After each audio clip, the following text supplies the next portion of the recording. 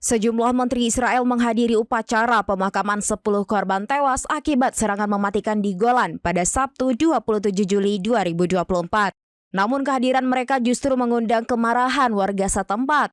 Mereka meneriaki Menteri Keuangan Bezalel Smotrich sebagai pembunuh ketika datang ke lokasi pemakaman seperti yang dikutip dari The Times of Israel pada Senin 29 Juli 2024. Sementara itu, seorang pria berseragam militer mengecam kedatangan Menteri Perumahan Nir Barkat dan Menteri Perlindungan Lingkungan Idit Silman. Ia mengaku sudah lelah menjadi tentara cadangan selama 10 bulan terakhir. Selama itu pula tidak pernah ada menteri yang menginjakan kaki di kota Majdal Syams. Ia pun merasa kecewa karena pemerintah tidak bisa melindungi rakyatnya dari serangan-serangan musuh. Menurut Israel, serangan ini dilakukan oleh Hizbullah menggunakan roket Falak 1 buatan Iran.